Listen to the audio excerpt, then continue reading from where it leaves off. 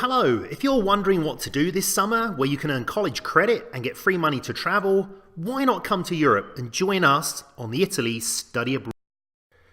In the summer of 2016, I decided to take my handsome but screen-addicted teenage boys to Italy. We visited all of the cool sites and they absolutely loved it. So at the end of the trip, I thought I have to bring students here. So I put together the Italy Study Abroad.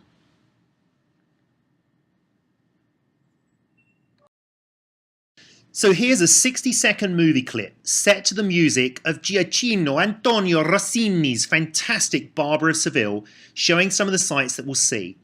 And I want you to try to spot a scene from the James Bond movie Spectre, Leonardo da Vinci's world-famous David, a dog entombed in ash after the eruption of Vesuvius 2,000 years ago, horses that Napoleon stole from Venice but then were later returned, and of course the Sistine Chapel. But you have to be quick because the movie's fast.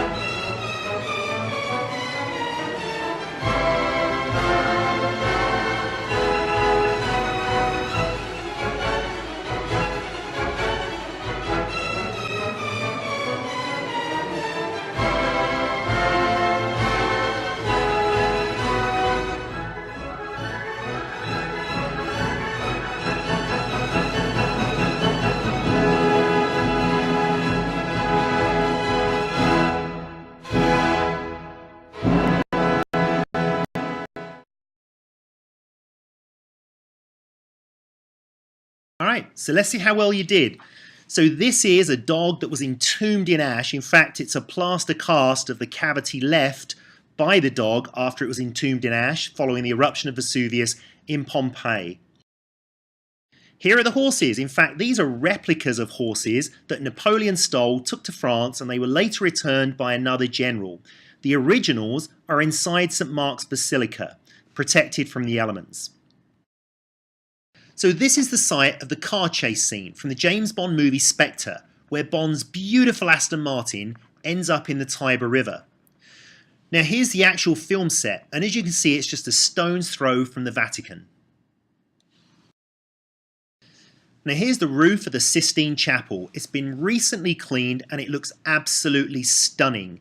Now pictures of the Sistine Chapel are difficult to get. It's very well policed and they don't like you taking pictures. I took this sneaky one with a GoPro on my shoulder. Alright, so this last one was very easy to spot, but it was a trick question. I asked you to spot Leonardo da Vinci's world-famous David, but in fact this was done by Michelangelo, the same guy that did the Sistine Chapel. First stop will be Rome, where we'll spend 7 nights, and of course we'll see all of the fantastic sights that Rome has to offer. We'll have a guided trip round the Colosseum, the Roman Forum, we'll go to the Spanish Steps, and I've built in a 3-day weekend that is yours to do with whatever you choose. On your free time, you're only limited by your imagination and your budget. Some of you might want to walk around the streets of Rome and eat up all of that delicious Italian food. Or you can go check out some of the Italian boutiques. There's just lots and lots to do in Rome on your free time. But for the truly adventurous, you might want to pick up a cheap flight and spend the weekend in London.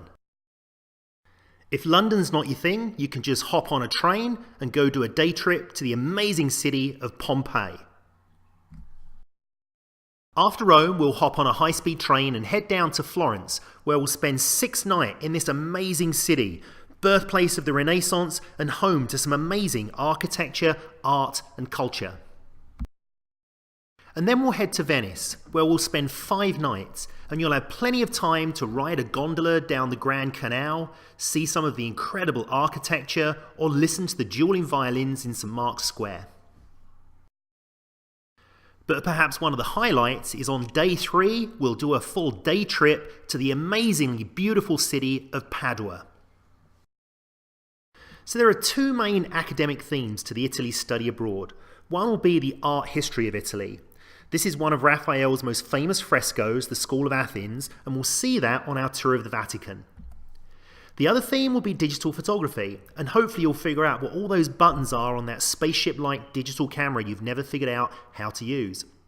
I want to introduce you to some of the amazing gelato in Italy, and of course show you how to be a world traveller. Alright, so let's see how you can tap into some of that free money to fund your study abroad.